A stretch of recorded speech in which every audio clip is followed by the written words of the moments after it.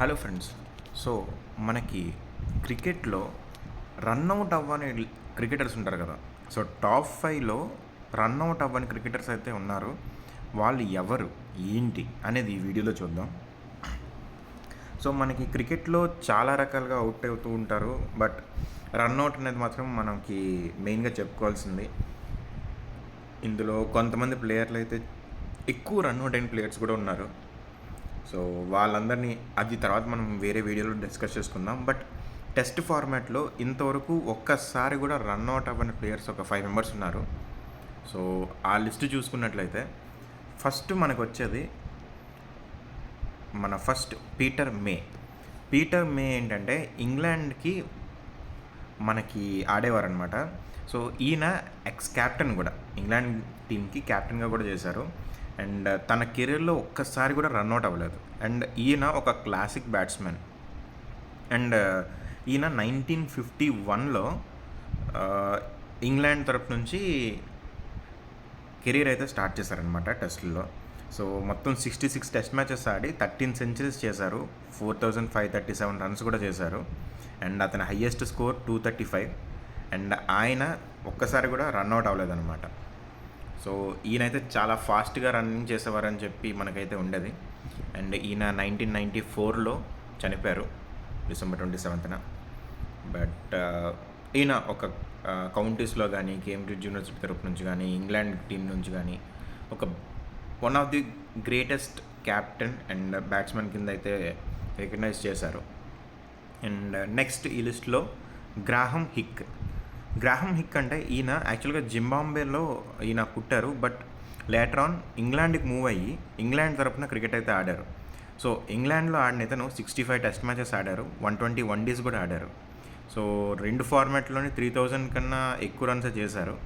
ఈయన record details అయితే మనకు అంత అవైలబుల్గా లేవు. స్టిల్ ఈయన కెరీర్లో ఎప్పుడు కూడా ఒక్కసారి కూడా రన్అట్ అయితే అవ్వలేదు. అండ్ ఇంగ్లాండ్కి చాలా మ్యాచెస్ అయితే గెలిపించారన్నమాట ఇతని పేరు గ్రాహం హిక్.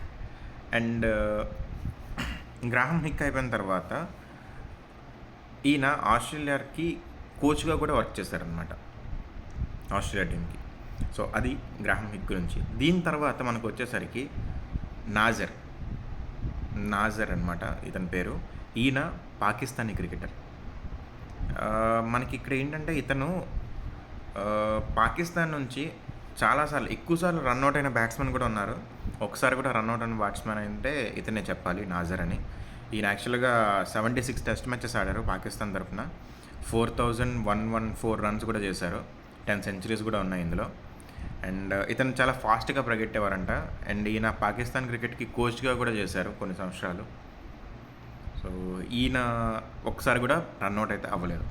అండ్ దీని తర్వాత the legendary player Kapil Dev. So Kapil Dev అంటే మనకు తెలియని వాళ్ళు అయితే లేరు కదా ఇండియాలో. ఎవరికి ఏదైనా సరే ఈ ఫోటో అయితే మాత్రం అందరికీ గుర్తుంటుంది.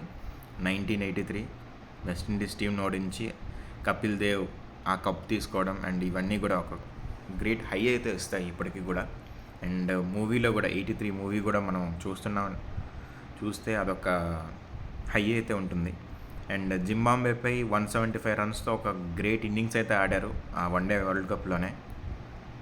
సో అండ్ ఈయన బ్యాటింగ్, బౌలింగ్ అంటే బెస్ట్ ఆల్రౌండర్ కింద కన్సిడర్ చేసుకోవచ్చు. అండ్ ఈయన ఏంటంటే ఇండియా తరపున 131 టెస్ట్ మ్యాచెస్ ఆడారు, 5248 రన్స్ అండ్ 434 వికెట్స్ కూడా తీశారు. అండ్ వన్డేల్లో కూడా 3000+ రన్స్ అండ్ 253 వికెట్స్ తీసుకున్నారు. అండ్ ఈయన తన కెరీర్ మొత్తం మీద ఎప్పుడు కూడా టెస్టుల్లో రన్అట్ అయితే అవ్వలేదన్నమాట. సో అది మన కపిల్ దేవ్ గారి గురించి. And the Kapil devil.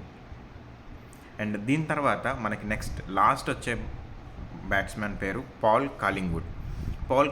మనకి 20 స్టార్టింగ్స్లో అంటే 2000 స్టార్టింగ్స్లో 2001 టైంలో క్రికెట్ని బాగా ఫాలో అయ్యే వారికి బాగా తెలుసు ఇతను.